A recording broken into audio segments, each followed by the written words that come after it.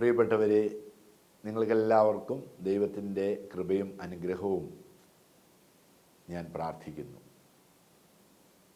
കുടുംബത്തെക്കുറിച്ചുള്ള ധ്യാനത്തിലൂടെയാണല്ലോ നാം കടന്നു പോകുന്നത്. ക്രിസ്തുമസ് കാലത്ത് ഏറെ പ്രത്യേകിച്ച് ഒരു പുതിയ കുടുംബം ആരംഭിച്ചതിൻ്റെ ചരിത്രം നാം ധ്യാനിക്കുകയും പ്രാർത്ഥിക്കുകയും ചെയ്യുകയാണ്. പരിശുദ്ധ അമ്മയുടെ അടുത്തേക്ക് മാലാഖ വന്നു. അമ്മയോട് പറഞ്ഞു, ഒരു പുതിയ കുടുംബത്തിന് ഞാൻ രൂപം നൽകുകയാണ്. വിശുദ്ധ യോസേപ്പ് പിതാവിൻ്റെ അടുത്തേക്കും മാലാഖ വന്ന് പറഞ്ഞു, കുടുംബത്തിൻ്റെ സ്വഭാവം എന്തായിരിക്കും എന്ന്. രണ്ടുപേർക്കും അത് ഉൾക്കൊള്ളാൻ സാധിച്ചില്ല, ഭയപ്പെട്ടുപോയി. പരിശുദ്ധ അമ്മയും യോസേപ്പ് പിതാവും ഭയപ്പെട്ടു എന്നാണ് നാം വചനത്തിൽ വായിക്കുന്നത്. ഒരു തിരുക്കുടുംബം എപ്രകാരമാണ് ദൈവം ആരംഭിക്കുന്നത്, അതിന് രൂപം നൽകിയതെന്ന് നമുക്ക് വചനത്തിൽ നിന്ന് വളരെ വ്യക്തമായിട്ട് വായിച്ചെടുക്കാൻ സാധിക്കും. പരിശുദ്ധ അമ്മയ്ക്കും വിശുദ്ധ യോസേപ്പ് പിതാവിനും ദൈവം നൽകിയ വലിയൊരു നിയോഗമാണ് തിരുക്കുടുംബം. ആ കുടുംബത്തിൽ നിന്നാണ് സഭ ജനിക്കുന്നത്, ഓരോ കുടുംബവും ജനിക്കുന്നത് എന്ന് നമ്മെ ഓർമ്മിപ്പിക്കുകയാണ്, പഠിപ്പിക്കുകയാണ്. ഓരോ കുടുംബജീവിതവും ഭാര്യ ഭർത്താക്കന്മാർ, മക്കൾ എല്ലാവരും ഒരുമിച്ച് ജീവിക്കുമ്പോൾ എത്ര ശ്രദ്ധയോടുകൂടി ഈ തിരുക്കുടുംബത്തെ ധ്യാനിക്കണം, തിരുക്കുടുംബത്തെ മാതൃകയാക്കണം. ഏറെ പ്രത്യേകിച്ച് ഈ ക്രിസ്മസ് കാലത്ത് ഒരു കുടുംബം രൂപം നൽകുകയാണ്. അവിടെ പരിശുദ്ധ അമ്മയുടെ സമീപനം എന്തായിരുന്നു, പ്രതികരണം എന്തായിരുന്നു? പരിശുദ്ധ അമ്മ ചോദിക്കുകയാണ്, ഇതെങ്ങനെ സംഭവിക്കുമെന്ന്. ലൂക്കായുടെ സുവിശേഷം 1-ാം അധ്യായം 34 മുതലുള്ള തിരുവചനങ്ങൾ നമ്മൾ വായിക്കുന്നു. തിരുക്കുടുംബത്തിൻ്റെ ആരംഭം.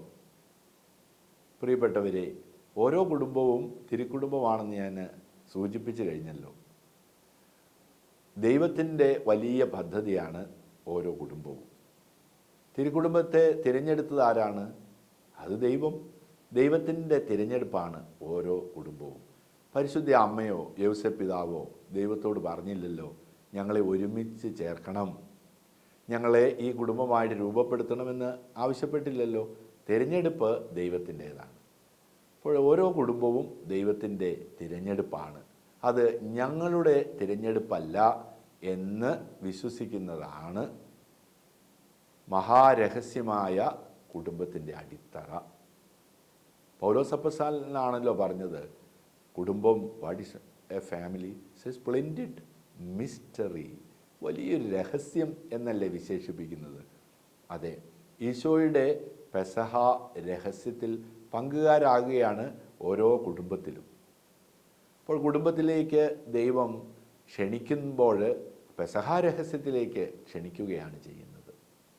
ഇവിടെ എൻ്റെ ജീവിത പങ്കാളിയെ ഞാൻ തിരഞ്ഞെടുത്തതല്ല, ദൈവം എനിക്ക് നൽകിയതാണ് എന്ന ആഴമായ വിശ്വാസം നമുക്കെപ്പോഴും ഉണ്ടായിരിക്കണം. അവിടെ ഒരിക്കൽ എൻ്റെ യാത്രയിൽ ഒരു കുടുംബത്തെ കണ്ട് മുട്ടുവാൻ എനിക്ക് സാധിച്ചു. ഒരു വ്യക്തിയാണ്, ഞാൻ യാത്ര ചെയ്യുമ്പോൾ ഒരു വ്യക്തിയെ പരിചയപ്പെട്ടത്. അദ്ദേഹം തൻ്റെ കുടുംബജീവിതത്തെക്കുറിച്ച് എന്നോട് പറഞ്ഞു. ഭാര്യയുമായിട്ടുള്ള ബന്ധം അത്ര ഭംഗിയുള്ളതല്ല, അതുകൊണ്ട് ഞാൻ ആ ബന്ധത്തിൽ നിന്ന് വേർപെടുവാൻ, ആ ബന്ധം വേണ്ട എന്ന് വെക്കുവാൻ ഞാനൊരു തീരുമാനമെടുത്തു. അതിൻ്റെ കാരണങ്ങൾ അദ്ദേഹം എന്നോട് വിശദീകരിച്ചു. ഞാനിപ്പോൾ അതൊന്നും ഇവിടെ വിശദമായിട്ട് നിങ്ങളോട് പങ്കുവെക്കുന്നില്ല. അദ്ദേഹം വികാരിയച്ഛൻ്റെ അടുത്ത് ചെന്ന് പറഞ്ഞു, എനിക്കെൻ്റെ ജീവിത പങ്കാളിയായിട്ട് ഇനി മുന്നോട്ട് പോകാൻ സാധിക്കുകയില്ല. ഞങ്ങൾക്ക് 3 കുഞ്ഞുങ്ങളുണ്ട് എന്നുള്ളത് ശരി തന്നെ, പക്ഷേ ജീവിതം മുന്നോട്ട് പോകാൻ സാധിക്കുകയില്ല.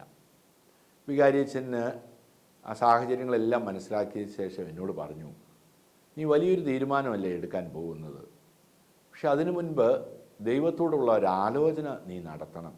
കാരണം നിങ്ങളെ യോജിപ്പിച്ചത് ദൈവമാണല്ലോ. അദ്ദേഹം നിർദ്ദേശിച്ചതനുസരിച്ച് ഞാനൊരു ധ്യാന കേന്ദ്രത്തിൽ ധ്യാനിക്കുവാൻ പോയി. പക്ഷേ എനിക്ക് ധ്യാനത്തിൽ പങ്കെടുക്കുന്നതിനൊന്നും വലിയ മനസ്സില്ലായിരുന്നു. എന്നെ നിർബന്ധിച്ചതുകൊണ്ടാണ് ഞാനതിന് പോകുക. അവിടെ എത്തിയപ്പോൾ ആ ധ്യാനകേന്ദ്രത്തിൽ ധ്യാനത്തിൽ സംബന്ധിച്ച് പുതിയൊരു കുടുംബം ആരംഭിക്കാൻ സാധിച്ച ഒരു സ്ത്രീ സാക്ഷ്യം പങ്കുവെക്കുന്നത് എനിക്ക് കേൾക്കാൻ സാധിച്ചു.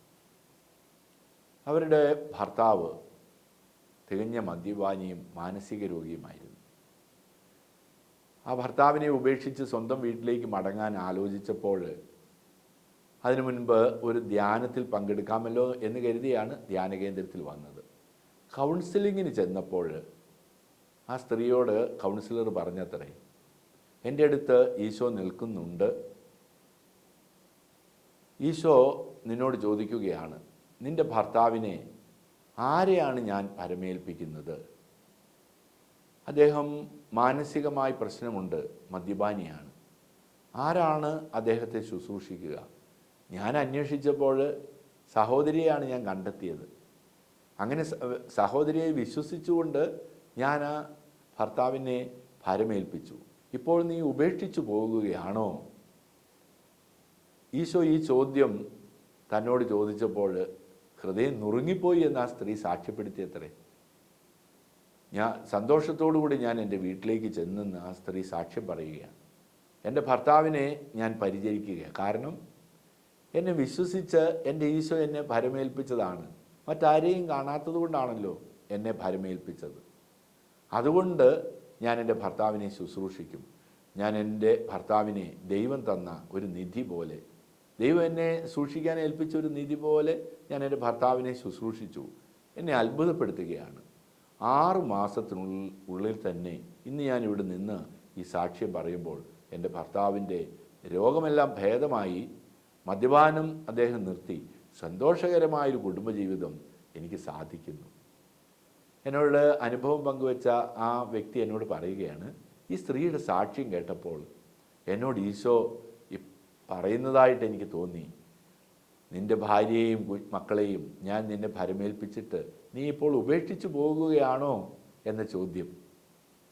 ഞാൻ ആ നിമിഷം എന്നോട് ഈശോ അത് ചോദിക്കുന്നത് കേട്ടപ്പോൾ ഞാൻ തീരുമാനിച്ചു, ഞാൻ എൻ്റെ ഭാര്യയെ ഉപേക്ഷിക്കുകയില്ല. അവളിൽ എത്രമാത്രം കുറവുകളുണ്ടെങ്കിലും ഏത് പ്രതിസന്ധിയാണെങ്കിലും അവളെ ഞാൻ സ്വീകരിക്കും. തിരികെ ഞാൻ സന്തോഷത്തോടുകൂടി അവളെ സ്വീകരിച്ചു. എന്നെ അത്ഭുതപ്പെടുത്തുന്നത്, ഞങ്ങൾ വളരെ ദാരിദ്ര്യ അവസ്ഥയിലായിരുന്നു. ഞാൻ അവളെയും കുഞ്ഞുങ്ങളെയും സ്വീകരിക്കാൻ തീരുമാനിച്ചപ്പോഴേക്കും ഞങ്ങൾക്ക് സാമ്പത്തികമായ വലിയ അഭിവൃദ്ധി, സന്തോഷം, സമാധാനം ഇതെല്ലാം ലഭിച്ചുവെന്ന്. ഈ സഹോദരൻ്റെ സാക്ഷ്യം എൻ്റെ ഹൃദയത്തെ വളരെയധികം സ്പർശിച്ചു. പ്രിയപ്പെട്ടവരെ, ഓരോ കുടുംബവും ദൈവമാണ് ഭരമേൽപ്പിക്കുന്നത്. അത് നമ്മുടെ തിരഞ്ഞെടുപ്പല്ല, ഒരു ഭാര്യയുടെയോ ഭർത്താവിൻ്റെയോ തിരഞ്ഞെടുപ്പല്ല, ദൈവത്തിൻ്റെ തിരഞ്ഞെടുപ്പാണ്. എന്നെ ദൈവം ഭരമേൽപ്പിച്ചതാണ് ഈ ജീവിത പങ്കാളി എന്ന് കരുതി അവരെ ശുശ്രൂഷിച്ചാൽ സന്തോഷവും സമാധാനവും ഐശ്വര്യവും എല്ലാം കുടുംബങ്ങളിൽ ധാരാളമായി നൽകും. റോമാക്കാർക്ക് എഴുതിയ ലേഖനം 8-ാം അധ്യായം 28-ാം തിരുവചനം ഒരു അടിസ്ഥാന വചനമായിട്ട് കുടുംബജീവിതത്തിലും അനുദിന ജീവിതത്തിലും നാം സ്വീകരിക്കണം. ദൈവം തന്നെ സ്നേഹിക്കുന്നവർക്ക്, പദ്ധതി അനുസരിച്ച് വിളിക്കപ്പെട്ടിരിക്കുന്നവർക്ക് എല്ലാം നന്മയ്ക്കായിട്ട് പരിണമിപ്പിക്കും. ആ ഒരു ചിന്ത നമ്മുടെ ഹൃദയത്തിലുണ്ടെങ്കിൽ അതെത്രയോ ആഴമുള്ളതായിരിക്കും. പരിശുദ്ധ അമ്മയുടെയും യോസേപ്പ് പിതാവിൻ്റെയും ജീവിതത്തിൽ നമുക്ക് ദർശിക്കുവാൻ സാധിക്കുന്നതാണ്. ദൈവത്തെ അവർ സ്നേഹിച്ചു, അതുകൊണ്ട് ദൈവം അവരെ സ്നേഹിച്ചു. അതുകൊണ്ട് എല്ലാം നന്മയ്ക്കായിട്ട് പരിണമിപ്പിച്ചില്ലേ ആ ജീവിതത്തിൽ. അവർക്ക് എന്തെല്ലാം പ്രതിസന്ധികളുണ്ടായി. പരിശുദ്ധ അമ്മയ്ക്ക് ഉറപ്പായിരുന്നു, ഞാൻ ഈ പെസഹ രഹസ്യത്തോട് ചേർന്ന് യാത്ര ചെയ്താൽ സമൂഹം എന്നെ കുറ്റപ്പെടുത്തും, വ്യഭിചാരിണിയായിട്ട് മുദ്രകുത്തും. അതൊന്നും എനിക്കൊരു പ്രശ്നമല്ല, ദൈവം എന്നെ ഭരമേൽപ്പിച്ചു. അതാണ് പരിശുദ്ധ അമ്മയുടെ കുടുംബജീവിതത്തോടുള്ള മനോഭാവം. യോസേപ്പ് പിതാവിനോടും ഈശോ പറഞ്ഞ ദൈവം നൽകിയ വലിയ ഉത്തരവാദിത്വം യോസേപ്പ് പിതാവും ഏറ്റെടുക്കുകയാണ്. അവരുടെ കുടുംബജീവിതത്തിൽ എന്തെന്ത് പ്രതിസന്ധികളാണ് അവർ നേരിട്ടത്. അവർക്ക് ദൈവം നൽകിയ കുഞ്ഞിന് ജനിക്കുവാനൊരു സ്ഥലം പോലും കിട്ടിയില്ലല്ലോ. അവർക്ക് കുഞ്ഞൻ വധിക്കപ്പെടുമെന്നുള്ള ഭീതിയിൽ സ്വന്തം നാടും വീടും എല്ലാം ഉപേക്ഷിച്ച് പോകേണ്ടി വന്നില്ലേ. ഒരു പ്രവാസിയായിട്ട് കഴിയേണ്ടി വന്നു. വീണ്ടും തിരികെ വരുമ്പോൾ ദാരിദ്ര്യത്തിൻ്റെ എത്രയോ പ്രശ്നങ്ങളുണ്ടായി. ഈ പ്രതിസന്ധികളിലൊന്നും ആ കുടുംബം തകർന്നു പോയില്ല. അവർ ഒരുമിച്ച് നിന്നു. ഈശോയുടെ 12-ാമത്തെ വയസ്സിൽ മകനെ കാണാതാവുമ്പോൾ ആ ദമ്പതികൾ അനുഭവിച്ചിട്ടുള്ള ആകുലത എത്ര വലുതായിരിക്കാം, നമുക്ക് ഊഹിക്കാവുന്നതേ ഉള്ളൂ. പക്ഷേ അവിടെയും അവർ തകർന്നില്ലല്ലോ. ഒരുമിച്ചല്ലേ അവർ നിൽക്കുന്നത്, അവരന്വേഷിക്കുന്നത്, പ്രാർത്ഥിക്കുന്ന ഈശോയല്ലേ അവർ കണ്ടുമുട്ടുന്നത്. പ്രിയപ്പെട്ടവരെ, നമ്മുടെ കുടുംബജീവിതം ദൈവം നമുക്ക് നൽകുന്നതാണ്. നമുക്ക് മാതൃകയായിട്ട് ആരുണ്ട്? തിരുക്കുടുംബമുണ്ട്. എപ്പോഴും തിരുക്കുടുംബത്തെക്കുറിച്ചാണ് ചിന്തിക്കേണ്ടത്. പരിശുദ്ധ അമ്മ ചോദിച്ചു, ഇതെങ്ങനെയാണ് സംഭവിക്കുക എന്ന്. അമ്മയോട് പറയുകയാണ് ആത്മാവ്, പിതാവായ ദൈവം അമ്മയോട് മാലാഖ വഴി പറയുകയാണ്, പരിശുദ്ധാത്മാവ് വരും, അത്യുന്നതിൻ്റെ ശക്തി ആവസിക്കും. ദൈവത്തിനൊന്നും അസാധ്യമല്ല. നമ്മുടെ കുടുംബജീവിതത്തിൽ അത് പരിശുദ്ധമായിരിക്കണം, ദൈവത്തിന് പൂർണ്ണമായിട്ട് സമർപ്പിച്ചതായിരിക്കണം. ദൈവം നൽകിയ താലന്തുകളാണ്, അത് ഞാൻ വർദ്ധിപ്പിക്കണം. അതെൻ്റെ കുടുംബജീവിതമാണ്. കുടുംബത്തിൻ്റെ വിശുദ്ധിയാണ്, ഭാര്യാഭർത്തക്കന്മാർ തമ്മിലുള്ള വിശ്വസ്തതയും സ്നേഹവുമാണ് അതിൻ്റെ അടിത്തറ. അത് പരിശുദ്ധ അമ്മയിൽ നിന്ന് യോസേപ്പ് പിതാവിൽ നിന്നും നമുക്ക് ദർശിക്കാൻ സാധിക്കും. എങ്ങനെയാണ് അവർക്ക് ലഭിച്ച കുഞ്ഞിനെ അവർ വളർത്തിയത്? എത്ര വിശ്വസ്തയോടുകൂടിയാണ് എല്ലാവരുടെയും മുമ്പിൽ, ആ പ്രായത്തിലും ജ്ഞാനത്തിലും എല്ലാം എങ്ങനെയാണ് ഈശോ വളർന്നു വരേണ്ടത്? അതെല്ലാം അമ്മയും യോസേപ്പ് പിതാവിൻ്റെയും കരുതലോടുകൂടിയുള്ള സ്നേഹമല്ലേ നമുക്ക് കാണാൻ സാധിക്കുന്നത്. നമ്മുടെ ജീവിതത്തിലും കുടുംബജീവിതത്തിലേറെ പ്രത്യേകമായിട്ട് നമുക്ക് ചോദ്യങ്ങളുണ്ടാവും. എന്തുകൊണ്ട് എന്തുകൊണ്ട് എന്ന ചോദ്യം നിരന്തരം മുഴങ്ങിക്കൊണ്ടിരിക്കും. ഓരോ ദിവസവും അവളുടെ പരിശുദ്ധ അമ്മയ്ക്ക് മാലാഖ നൽകിയ വചനം നമ്മുടെ ഹൃദയത്തിൽ ഉണ്ടായിരിക്കണം. ലൂക്കായുടെ സുവിശേഷം 1-ാം അധ്യായം 35, പരിശുദ്ധാത്മാവ് വരും, അത്യുന്നതൻ്റെ ശക്തി നിൻ്റെ മേൽ ആവസിക്കും. 37-ാമത്തെ വചനം, ദൈവത്തിനൊന്നും അസാധ്യമില്ല. അപ്പോൾ ദൈവത്തെ പൂർണ്ണമായിട്ട് ആശ്രയിക്കുക. അത് അമ്മ ആശ്രയിച്ചതുപോലെ അമ്മയ്ക്ക് ആ വലിയ രഹസ്യം, പെസഹ രഹസ്യം അമ്മയ്ക്ക് മനസ്സിലായി. എ സ്പ്ലെൻഡിഡ് മിസ്റ്ററി, കുടുംബം എ സ്പ്ലെൻഡിഡ് മിസ്റ്ററി എന്ന അപ്പസ്തോലൻ്റെ വാക്യങ്ങൾ അത് അമ്മയ്ക്ക് ദൈവം വെളിപ്പെടുത്തി കൊടുത്തു. അതുകൊണ്ട് അമ്മ എന്ത് പറഞ്ഞു? ഇതാ കർത്താവിൻ്റെ ദാസി. നമ്മുടെ കുടുംബജീവിതത്തിൽ നമുക്ക് മനസ്സിലാകാത്ത കാര്യങ്ങൾ കടന്നു വരുമ്പോൾ, സന്തോഷം ഇല്ലാതാക്കുന്ന അവസരങ്ങൾ കടന്നു വരുമ്പോൾ ഒരിക്കലും അതിന് അവസരം കൊടുക്കരുത്. അതൊക്കെ പിശാചിൻ്റെ പ്രലോഭനങ്ങളാണ്, പിശാച് നൽകുന്ന അവസരങ്ങളാണ്.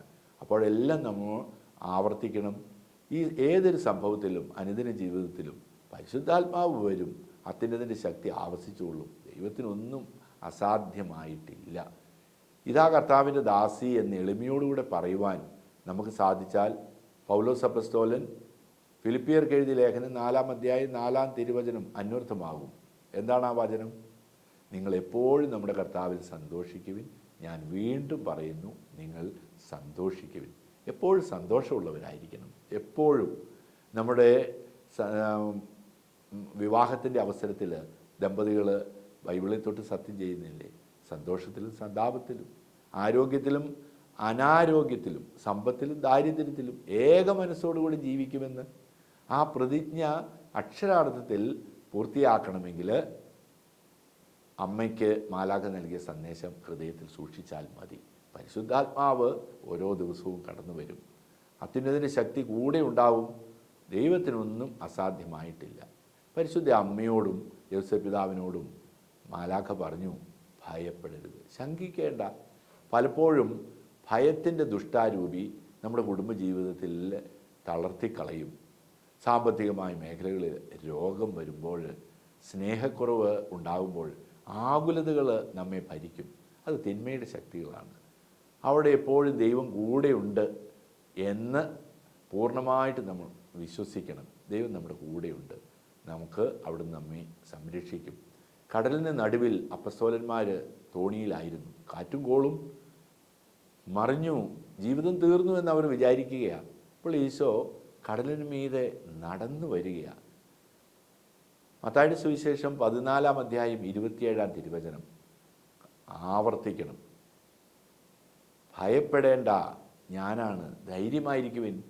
ഈശോ അവരോട് പറയുകയാണ്, നിങ്ങൾ ധൈര്യമായിരിക്കുവിൻ, ഞാനാണ്, ഭയപ്പെടേണ്ട, ഞാൻ കൂടെയുണ്ട്. കടലിന് മീതെയല്ലേ അവിടെ നടന്നു വരുന്നത്. അപ്പോൾ നമ്മുടെ ജീവിതത്തിൽ കൊടുങ്കാറ്റുകൾ കടന്നു വരും, കാറും കോളും എല്ലാം ഉണ്ടാകും, തിരമാലകൾ ഉണ്ടാകും, നമ്മൾ തീർന്നു എന്ന് വിചാരിക്കുമോ? ഇല്ല, ദൈവം നമ്മുടെ അടുത്തേക്ക് നടന്നു വരും എന്ന് വിശ്വസിക്കുക. മത്തായി 14:27 എപ്പോഴും ആവർത്തിക്കണം. ധൈര്യമായിരിക്കുവിൻ, ഞാനാണ്, ഭയപ്പെടരുത്. അതുകൊണ്ട് കുടുംബജീവിതത്തിൽ നമുക്കെപ്പോഴും തിരുക്കുടുംബം മാതൃകയാകട്ടെ. അവിടുന്ന് നമ്മുടെ കുടുംബം നമ്മുടെ തിരഞ്ഞെടുപ്പല്ല, ദൈവത്തിൻ്റെ തിരഞ്ഞെടുപ്പാണ്. അവിടെ സന്തോഷത്തോടൊപ്പം സന്താപവും ഉണ്ടാകും, സമ്പത്തിനോടൊപ്പം ദാരിദ്ര്യവും ഉണ്ടാകും, സന്തോഷത്തിനോടൊപ്പം ദുഃഖങ്ങളും ഉണ്ടാകും, ആരോഗ്യം ഇല്ലാതാകുന്ന അവസരവും ഉണ്ടാകും.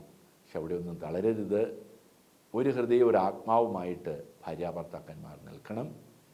ദൈവം നൽകുന്ന കുഞ്ഞുങ്ങളെ പരിശുദ്ധ അമ്മയ്ക്ക് ഈശോയെ നൽകിയപ്പോൾ ഒരു സഭയെ ലഭിച്ചതുപോലെ, സഭയാണല്ലോ അമ്മയ്ക്ക് ലഭിച്ചത്, അതുപോലെ കുഞ്ഞുങ്ങളെ വളർത്താൻ സാധിക്കണം. അപ്പോൾ വലിയ അനുഗ്രഹവും കൃപയും നമുക്ക് ലഭിക്കും.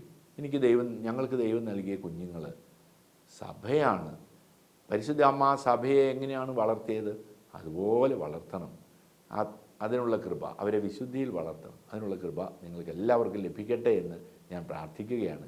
തിരുക്കുടുംബം നമ്മുടെ ജീവിതത്തിൻ്റെ കുടുംബത്തിൻ്റെ മാതൃകയാകണം. പരിശുദ്ധ അമ്മ, യൗസേപ്പിതാവ്, തിരുക്കുമാരൻ, ആ ചിത്രം എപ്പോഴും ഹൃദയത്തിൽ സൂക്ഷിച്ചാൽ വലിയ അനുഗ്രഹവും കൃപയും കുടുംബജീവിതത്തിൽ ഉണ്ടാകും. വലിയ മാതൃകയാണ് തിരുക്കുടുംബം. യെശയ്യായുടെ പ്രവചനം 41-ാം അധ്യായം 10-ാം തിരുവചനം ഹൃദയത്തിൽ എപ്പോഴും സൂക്ഷിക്കാം, നമുക്ക് ആവർത്തിക്കാം. ഭയപ്പെടേണ്ട, ഞാൻ കൂടെയുണ്ട്. സംഭ്രമിക്കേണ്ട, ഞാനാണ് നിൻ്റെ ദൈവം. ഞാൻ നിന്നെ ശക്തിപ്പെടുത്തുകയും സഹായിക്കുകയും ചെയ്യും.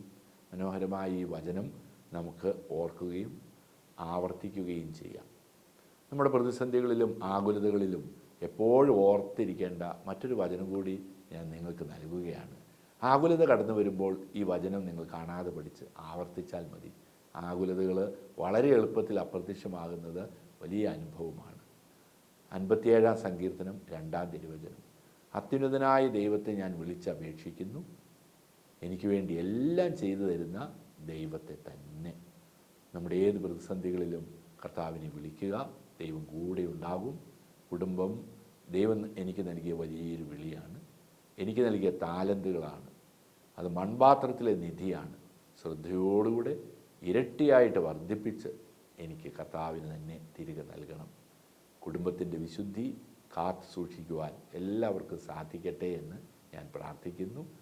ദൈവത്തിൻ്റെ അനുഗ്രഹവും കൃപയും നിങ്ങളുടെ കുടുംബജീവിതത്തിൽ എപ്പോഴും ഉണ്ടായിരിക്കട്ടെ.